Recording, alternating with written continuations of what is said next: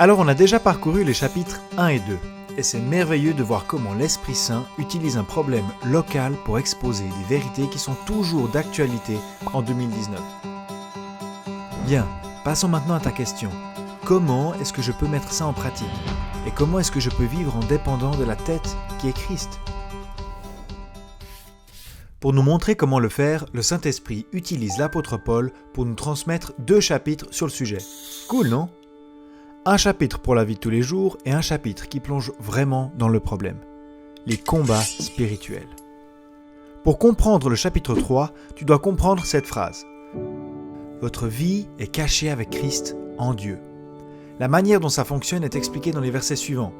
En premier, mourir avec Christ et en deuxième, ressusciter avec Christ. Ça signifie que notre vraie identité, notre moi, n'est plus ici sur la terre. C'est difficile à croire parce que nous sommes encore ici, physiquement, sur la terre. Mais spirituellement, nous sommes déjà dans les cieux. Imagine, ton pote va se marier dans quelques jours, mais son bonheur radie déjà autour de lui simplement par sa manière de regarder les autres. Tu te dis, lui, il est déjà en lune de miel dans sa tête. Maintenant, et je le dis en toute révérence, en esprit, nous devrions aussi être déjà en lune de miel, avec notre époux, dans les cieux, là où tu habites vraiment. C'est ce que dit le verset « Recherchez les choses d'en haut ». Si en esprit tu es déjà dans le ciel, alors l'âme et le corps vivront également de manière céleste. Et pas seulement extérieurement, mais avec plein d'énergie. Parce que notre manière de penser influence nos actions. Les cieux règnent sur la terre. Et c'est flagrant comme ces 2 versets le montrent. Les versets suivants continuent. D'abord, ce qu'il se passe spirituellement et ensuite comment nous devrions les appliquer pratiquement. Nous sommes morts spirituellement et donc nous devrions faire mourir nos membres pratiquement. Nous sommes ressuscités dans les cieux, donc nous devrions penser aux choses qui sont en haut. Spirituellement, nous sommes dépouillés du vieil homme et donc pratiquement, nous devrions fuir les mauvaises actions. Spirituellement, nous avons revêtu le nouvel homme. Nous devrions donc pratiquement le revêtir également et montrer toutes ses qualités. Magnifique, non? Deviens pratiquement ce que tu es déjà spirituellement. Les vérités célestes déterminent les comportements terrestres. Ensuite, tu peux voir encore plus concrètement comment ces vérités devraient s'appliquer dans les relations entre hommes et femmes, entre parents et enfants et entre maîtres et serviteurs. Aujourd'hui, on dirait plutôt employeur ou employé. C'est vraiment super pratique.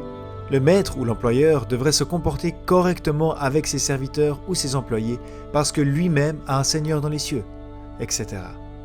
Bien, il nous reste donc le chapitre 4 et il parle de combat spirituel. Et on peut seulement être victorieux si nous combattons en pleine connexion avec la tête qui est dans les cieux. Et ça se démontre tout spécialement par la prière. Un chrétien reste constamment dans la prière et à travers cela reçoit la sagesse d'en haut sur la façon de vivre le royaume de Dieu ici sur la terre. Pour terminer, l'apôtre nous donne une longue liste de personnes qui sont un exemple pour nous et qui nous encouragent à continuer. Dieu t'a aussi donné un service. La question est, dépends-tu du Christ glorifié? Où t'es-tu laissé aller? Persévère, le Seigneur vient bientôt.